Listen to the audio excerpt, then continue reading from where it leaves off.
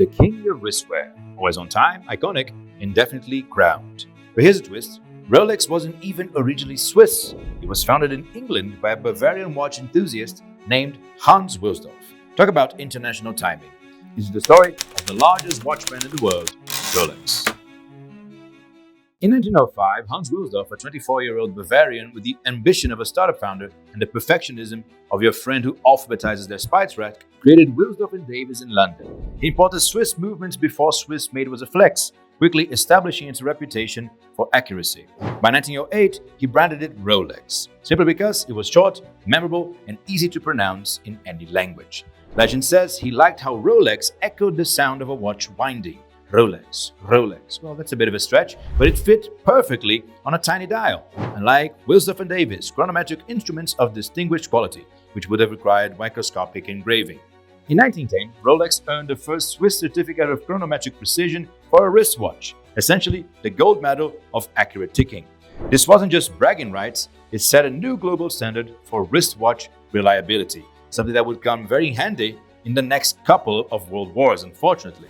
After World War I, however, British taxes pushed Wilsdorf to relocate Rolex to Geneva in 1919. This move wasn't just good timing, it positioned Rolex as the gold standard in watchmaking and significantly reduced tax headaches. Swiss craftsmanship soon became synonymous with Rolex quality, solidifying its international status. Rolex didn't just tick, they revolutionized watchmaking and especially watch marketing. In 1926, they introduced the Oyster, the first waterproof wristwatch, proving its effectiveness by having Mercedes glides swim the English Channel while wearing one.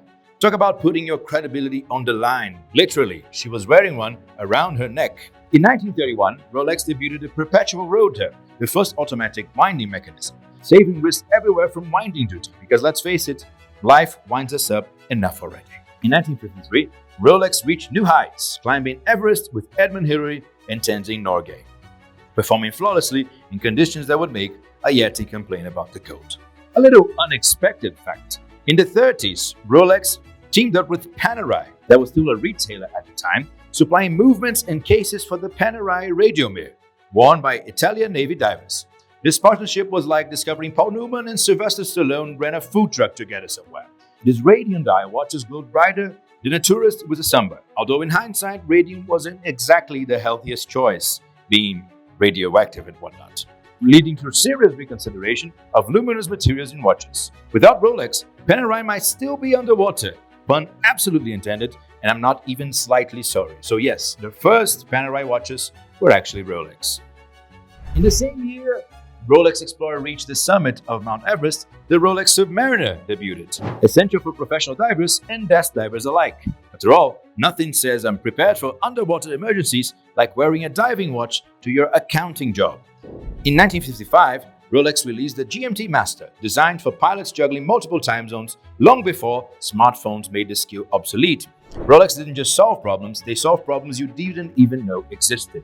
In 1963, the Rolex Daytona initially stumbled out of the gate like a racehorse that forgot to tie his shoes. But its fortunes changed dramatically when actor and racer Paul Newman wore one, instantly making it cooler than ice cubes in Antarctica. In 2017, Newman's personal Daytona sold for over $17 million, setting records and turning Rolex watches into collectible investments, more volatile than cryptocurrency, but with much better risk presence. That's enough money to buy a private island, well, a small one. Yet someone chose a watch smaller than a Pop-Tart. Proof that men will indeed compete over anything. From international roots to horological heights, Rolex isn't just about keeping time. It's about making history, one tick at a time. Remember, Rolex doesn't just tell time, it tells everyone else that you have excellent taste and disposable income. So let's summarize. Rolex still is the largest independent watch manufacturer in the world. It currently owns about 30% of the total watch market and absolutely destroys everyone from Patek Philippe to Omega, Longines to Tissot, Audemars Piguet to Vacheron Constantin, Grand Seiko, and everything in between.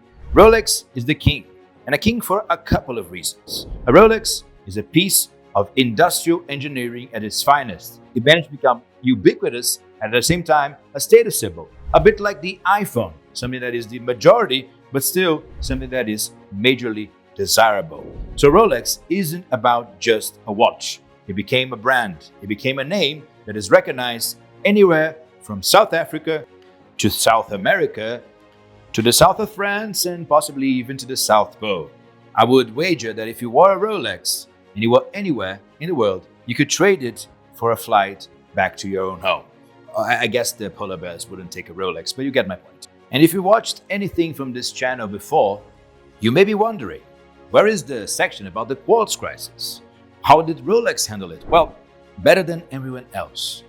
Since Rolex has always been an independent brand, has been a closed company, brand by a foundation, it just had one thing that is a luxury above all: time. Rolex was able to take that time to sit on a pile of cash and decide if they were going to join the quartz frenzy or if they were going to completely ignore it. Well, they kind of did ignore it, but the Watch Quartz is still a pretty good watch. And since I already gave you the Apple comparison, let's compare Rolex to someone else. Rolex is kind of like a Porsche. It is something that's beautiful in design, it is something that is extremely well built, and it is something that will change very, very gradually over the generations. Just like the 911, you can also buy a Rolex Submariner that's pretty much still the same thing it was back in 1953, just updated to present-day specifications.